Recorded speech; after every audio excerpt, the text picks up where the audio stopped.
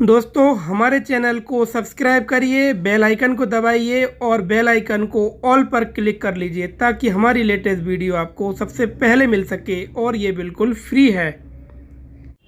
Hello guys, I am advocate Rajesh Lodhi और आज हम बात करेंगे क्या एक पुत्र को जो है पिता की संपत्ति पर कितना अधिकार होता है और कितना अधिकार नहीं होता है। तो दोस्तों लेटेस्ट जजमेंट आया है हाई कोर्ट का। मुंबई हाई कोर्ट ने एक जजमेंट दिया है। इसी टॉपिक पर जो है आपको हम वीडियो में जानकारी देने वाले हैं। तो दोस्तों एक केस है Sonia Faisal Khan versus Union of India. इस केस को हम आपको डिटेल में बता रहे हैं। इसका जजमेंट जो है आपके बहुत काम आने वाला है। दोस्तों पुत्र जो है अपने माता पिता की संपत्ति पर अधिकार जताते हैं और उनको लगता है कि जो पिता की संपत्ति है वो मेरी है, सारी संपत्ति जो है मुझे मेरे नाम करा लेनी चाहिए। तो अक्सर हम देखते हैं कि जैसे ही पिता वृद्ध होते हैं तो पुत्र जो है पिता की संपत्ति पर अधिकार जताने लगते हैं और उनकी संपत्ति को अपने नाम कराने की कोशिश करने लगते हैं। तो ऐसा ही एक मामला है दोस्तों, इसको आप ध्यान से देखिएगा, बहुत ज्यादा महत्वपूर्ण जानकारी है।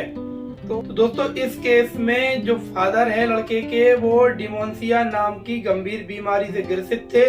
इस बीमारी में काफी ज्यादा खर्चा आ रहा था और दोस्तों घर चलाने के लिए भी पैसे नहीं बचे थे। और दूसरी बात ये थी कि जो उनका लड़का और बहू थे वो कहीं और रहते थे, उनसे दूर।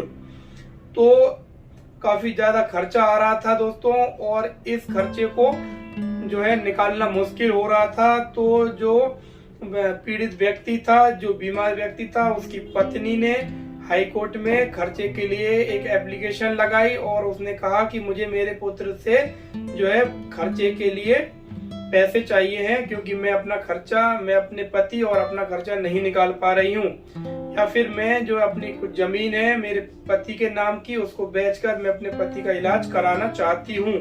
तो कोर्ट से उसने परमिशन मांगी और जैसे ही कोर्ट में केस गया तो जो उसका लड़का था तुरंत कोर्ट में आया और उसने जो है एक एप्लीकेशन लगाई कि मेरे पिता की जो संपत्ति है उस पर मेरा भी अधिकार है, मेरा भी हिस्सा बनता है।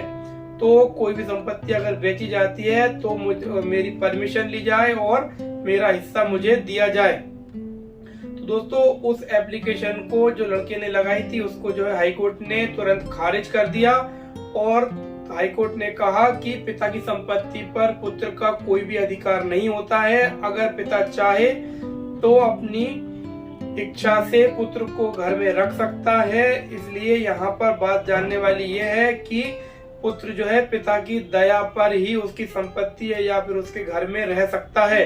अगर पिता चाहे तो पुत्र को जब चाहे तब बेदखल कर सकता है। तो इस जजमेंट से दोस्तों आपसे जो भी इस टाइप के केस होंगे, पिता चाहे तो पुत्र को अपने घर से निकाल सकता है और पुत्र जो है पिता की संपत्ति पर अपना अधिकार नहीं जता सकता है और न ही अपने हिस्से की मांग कर सकता है।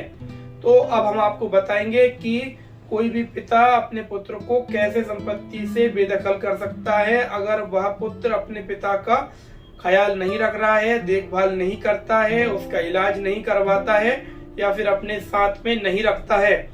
तो हम आपको कुछ कानूनी तरीके बताएंगे जिससे कि एक पिता अपने पुत्र को संपत्ति से बेदखल कर सकता है। सबसे पहले तो एक पिता पेपर में इश्तहार निकलवा सकता है। इश्तहार निकलवा करके एक इश्तहार में ये बात लिख सकता है कि मैं अपने पुत्र को संपत्ति का जिक्र करके इस संपत्ति से बेदखल करता हूँ और इस प्रकार पेपर में इश्तहार निकाला जा सकता है। या फिर जो है लीगल नोटिस भेजा जा सकता है पुत्र को। एक वकील के माध्यम से आप लीगल नोटिस बनाइए और उसमें पूरा जिक्र करिए कि मैं तुम्हें इस संपत्ति से बेदखल करता हूँ, आज के बाद इस संपत्ति पर तुम्हारा कोई भी अधिकार नहीं रहेगा। आप जो है दोस्तों तीसरा तरीका हम आपको बता रहे हैं, आप जो है बेदखली का दावा लगा सकते हैं। सिविल कोर्ट जाइए और सिविल कोर्ट में बेदखली के लिए जो है केस लगा सकते हैं और कोर्ट के माध्यम से कोर्ट ऑर्डर करेगा और पुत्र को संपत्ति से बेदखल कर दिया जाएगा। इसके अलावा एक और तरीका है, जिन व्यक्तियों के पुत्र उनका देखभाल नहीं करते हैं, उनकी परवरिश नहीं कर रहे हैं, तो आपको एक और तरीका हम आपको बता रहे हैं। आप जो है वसीयत कर सकते हैं। वसीयत में आप जिक्र कर सकते हैं कि मेरी संपत्ति जो है मेरी मृत्यु के बाद में फलाने फलाने व्यक्ति को दी जाए, मेरे पुत्र को ना दी जाए। इस प्रकार जो है वसीयत के माध्यम से भी संपत्ति से बेदखल किया जा सकता है। यहाँ पर एक बात जानने वाली है कि जब भी वसीयत की जाए तो वह रजिस्टर्ड वसीयत होना चाहिए, क्योंकि रजिस्टर्ड वसीयत की कहीं भी काट नहीं है। अगर रजिस्टर्ड वसीयत की गई है तो वह वसीयत जो है परमानेंट हो जाती है और उसका कोई तोड़ नहीं है। तो इसलिए सादा कागज पर वसीयत करने की बजाय आप जो है रजिस्टर्ड वसीयत अगर करते हैं तो वो बहुत ज्यादा महत्वपूर्ण हो जाती है।